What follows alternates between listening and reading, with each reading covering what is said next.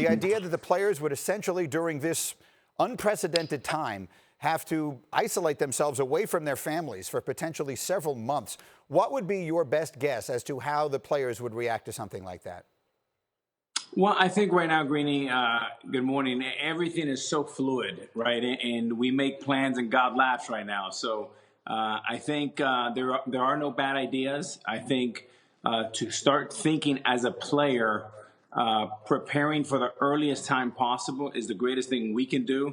The worst thing for a player would be, hey, we think it's August, and then commissioner says, hey, we're opening things up, and you have to show up May 15th, and you're not quite ready. So I think it'll be an adjustment, but we would follow suit. One of the many things, and there's a lot in this piece, and actually these are some of the things we've talked about already. If they're going to try and compress a season and get as many games in as they can, they've talked about playing a lot of extra doubleheaders and potentially even making the doubleheaders 7-inning games. What would be your thought on either of those? As a former player and now as an analyst, what would be your thought on the notion of playing potentially 7-inning doubleheaders regularly during a baseball season? Well, look, I think back in the day, it was a thing of normalcy. I remember in World War II, I believe 1943, the White Sox played about a dozen doubleheaders.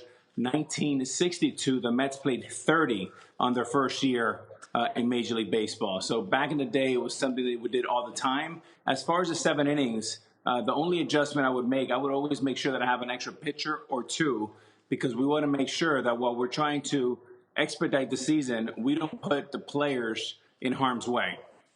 Yeah, that's one of the big considerations here is the impact on pitchers. Something that actually came up, Justin Turner of the Dodgers, it's not a crazy idea from me, it's a crazy idea from an actual major league player, was that in order to keep yourself from having a long extra inning scenario, which obviously would be a real problem in this compressed schedule, is that if you played 10 innings and the game was tied, you would have some sort of home run derby where you would get maybe 3 sluggers from each side and go out there and do it. Now, a lot of people laughed. I have to admit, I sort of liked it. What would be your thought on something like that?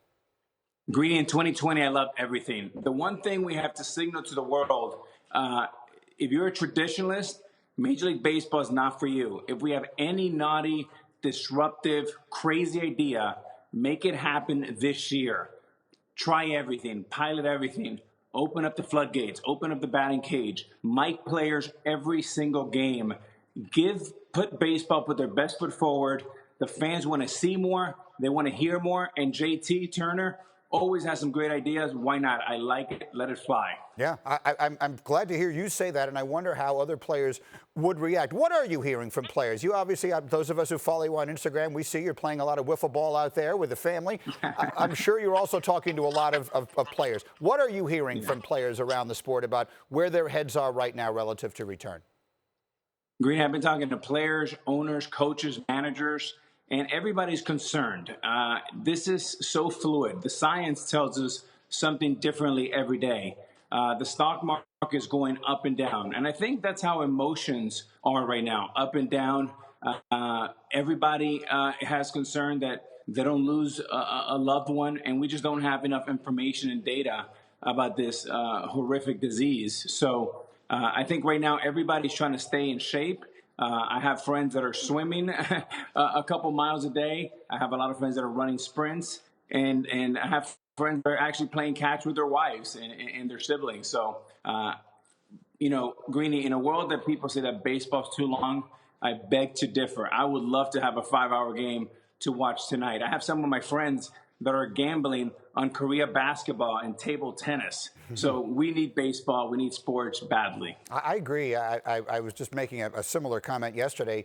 Actually brings up an interesting thought. You know, the circumstances are obviously completely different, but some of the sentiments I feel are similar to when sports, and baseball in particular, went away after the events of September 11th, 2001.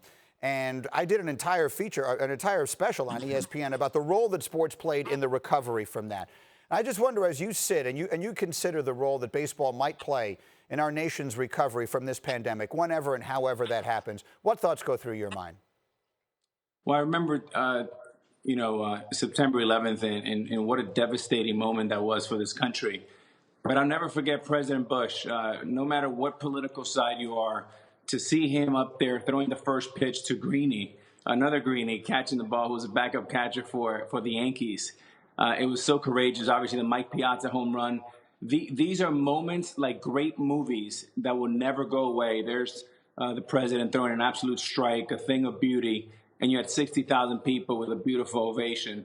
And it was so courageous for President Bush to do that. Greeny, I spoke to him. There he is, number 43, who caught the pitch, said, that was one of the greatest moments of his entire life. But I think it's a great responsibility that we have as athletes to go out and look in a world, Greeny, that is so divided. Nothing brings people together more than music and sports. And we're missing especially baseball, because, of course, that's what I love most. Yeah, I was noticing that. I agree with you. That's one of the most indelible moments in recent, if not the entire history of the sport. But you see all the fans there cheering. The reality is that the likelihood here is when we come back in all of the sports, they're going to be playing them without the fans in the stands. As a player, how will that change the experience, do you think? How will it make the game different for the players and thus for those of us watching on TV without having all the fans in the stands? Well, it's a completely different experience. I've had a lot of experience playing B games, spring training. Sometimes you go to a backfield and there's nobody there but a few scouts and maybe a few fans. But obviously communication as an infielder will be a lot better. You can hear everybody. If a coach whistles at you, you can hear them. You have to be careful on how you communicate because the other team can hear you as well.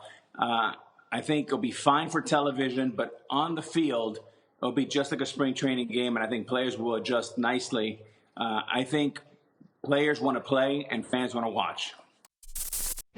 Thank you for watching ESPN on YouTube. For live streaming sports and premium content, subscribe to ESPN+.